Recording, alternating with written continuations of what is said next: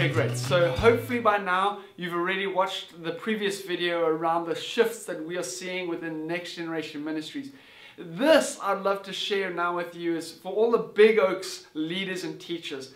As we've taken those shifts and kind of re-looked at our Big Oak structure on a Sunday morning, we've wanted to restructure how we do things, change it up a little bit so that it's more in line with those shifts. Basically, it came down to three things for us, saying how do we better build relationships with the kids?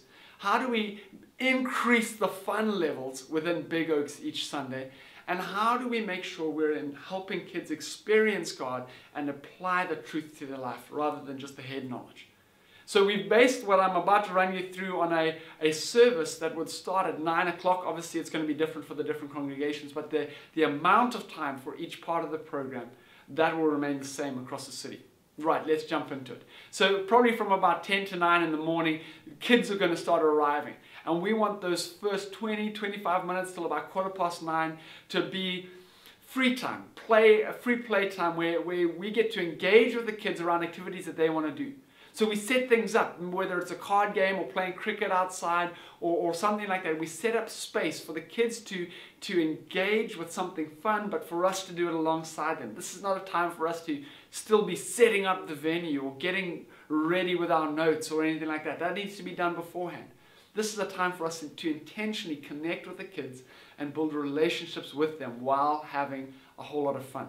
Then, 9:15, we gather everyone together for the first big group time. And in that first big group time, we kind of set the tone for the rest of the morning.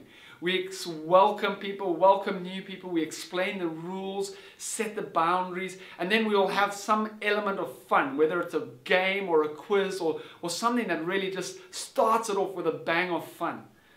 After that big group time, at about 9:25, we're going to move into what we're calling plug-in time. We get into small groups.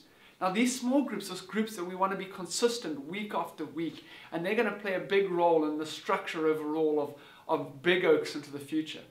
In this plug-in time, it's a time for you as a small group leader to connect with your group around what's happened in their week and how things gone in applying the truth from last week, and also maybe a fun element of introducing the theme or the lesson for this week.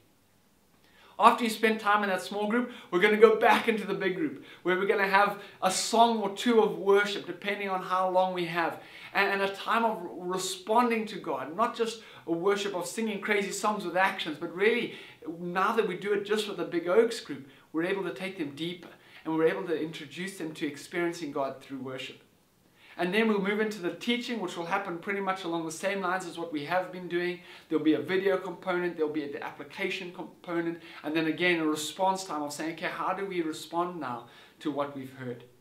After that large group time, back into small groups at around 10 o'clock, where we go into the same small groups, the same leader, week after week, and they're building those deep relationships with those kids. In those small groups now, what we're doing is we're possibly going to be having juice or biscuits or giving the guys some sort of refreshments. Then we're going to be discussing the lesson that we've learned and saying, how do we apply that to our lives? Sometimes there may be an activity. More than often, probably it's going to be about just discussing it and then landing that moment in prayer.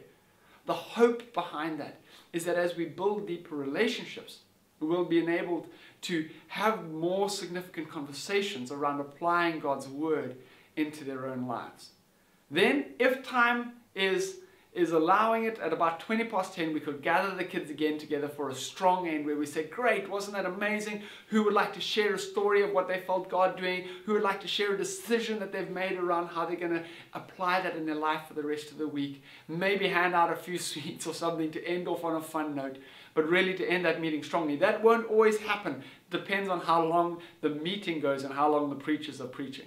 Our hope is that as we make these shifts and as we make these changes to the structure, it's going to help us to be more intentional with our relationships, have more fun with the kids, and really help them to apply and experience God's truth and His presence in a more tangible way. I'm really excited about these changes, and I hope you are too.